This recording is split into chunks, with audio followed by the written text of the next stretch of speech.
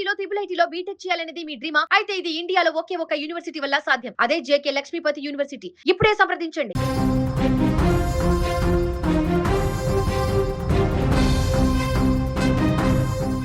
ప్రపంచ దేశాలను ఉత్కంఠకు గురిచేస్తూ మిడిల్ ఈస్ట్లో మళ్లీ యుద్ధమేఘాలు కమ్ముకున్నాయి. కాల్పుల విరమణ ఒప్పందం అమల్లో ఉన్నప్పటికీ దక్షిణ ఇరాన్ వేదికగా అమెరికా జరిపిన రక్షణాత్మక దాడులు అంతర్జాతీయంగా తీవ్ర కలకలం రేపుతున్నాయి. ఇరాన్ బలగాల నుంచి తమ సైన్యానికి ముప్పు పొంచి ఉందన్న పక్కా సమాచారంతోనే అమెరికా ఈ ముందస్తు చర్యకు దిగింది. అమెరికా సెంట్రల్ కమాండ్ ఒక్కసారిగా యాక్షన్లోకి దిగింది. దక్షిణ ఇరాన్లోని వ్యూహాత్మక ప్రాంతాలను లక్ష్యంగా చేసుకుని ఈ దాడులు జరిగాయి. ఇరాన్కు చెందిన కీలక క్షిపణి ప్రయోగ కేంద్రాలతో పాటు సముద్ర మార్గంలో మైన్లు అమర్చేందుకు ప్రయత్నిస్తున్న శత్రు పడవలను అమెరికా సైన్యం సమర్థవంతంగా అడ్డుకుంది. ఈ విషయాన్ని యుఎస్ సెంట్రల్ కమాండ్ ప్రతినిధి కెప్టెన్ టిమ్ హాకిన్స్ అధికారికంగా ధృవీకరించారు. తమ సైనికుల భద్రత విషయంలో రాజీపడే ప్రసక్తే లేదని ఆయన స్పష్టం చేశారు. కాల్పుల విరమణ ఒప్పందాన్ని గౌరవిస్తూనే ఆత్మరక్షణ కోసం ఇలాంటి దాడులు తప్పవని అమెరికా కుండబద్దలు కొట్టింది. ఫాక్స్ న్యూస్ అందించిన కథనం ప్రకారం Iran Islamic revolutionary guard squads కు చెందిన 2 పడవలు రహస్యంగా మైన్లు అమర్చుతుండగా అమెరికా నిఘా వర్గాలు కనిపెట్టాయి.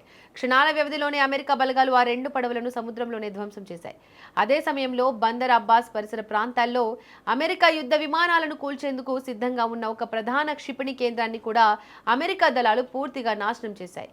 ఈ దాడులు కేవలం ముందస్తు రక్షణ చర్యలు మాత్రమేనని, దీనివల్ల శాంతి ఒప్పందానికి ఎలాంటి విఘాతం కలగలేదని వాషింగ్టన్ వర్గాలు చెబుతున్నాయి. ఈ దాడుల ధాటికి దక్షిణ ఇరాన్ ప్రాంతం దద్దరిల్లిపోయింది.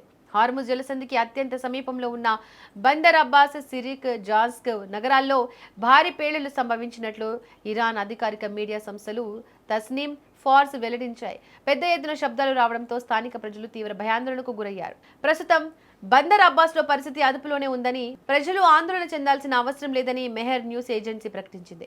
ఇరాన్ సైన్యం కూడా సరిహద్దులో అలర్ట్ అయింది. ఇక మరోవైపు ఈ ఉద్రిక్తతల నడుమే అమెరికా అధ్యక్షుడు డొనాల్డ్ ట్రంప్ సోషల్ మీడియా వేదికగా ఒక సంచలన విషయాన్ని పంచుకున్నాడు. సుదీర్ఘ కాలంగా సాగుతున్న చర్చల ఫలితంగా ఇరాన్ ఒక మెట్టు దిగి వచ్చిందని ట్రంప్ పేర్కొన్నాడు. తమ వద్ద ఉన్న యురేనియం నిల్వలను వదులుకోవడానికి ఇరాన్ సూత్రప్రాయంగా అంగీకరించిందని ఆయన వెల్లడించారు. అణు ఒప్పందం వైపు ఇదొక పెద్ద అడుగు అని అంతర్జాతీయ నిపుణులు భావిస్తున్నారు. యురేనియం చర్చలు సానుకూల సాగుతున్న వేళ క్షేత్రస్థాయిలో అమెరికా దాడులు జరగడం ఇప్పుడు చర్చనీయాంశంగా మారింది. ప్రపంచంలోనే అత్యంత కీలకమైన ఇంధన రవాణా మార్గమైన హార్ముజ్ జలసంధి గుండానే అనేక దేశాలకు ముడి చమురు సరఫరా అవుతోంది. తాజా పరిణామాలతో ఈ ప్రాంతంలో చమురు రవాణా నౌకలకు భద్రత కరువైంది. ఇరు దేశాల మధ్య ఎప్పుడు ఏం జరుగుతుందో తెలియని పరిస్థితి నెలకొంది.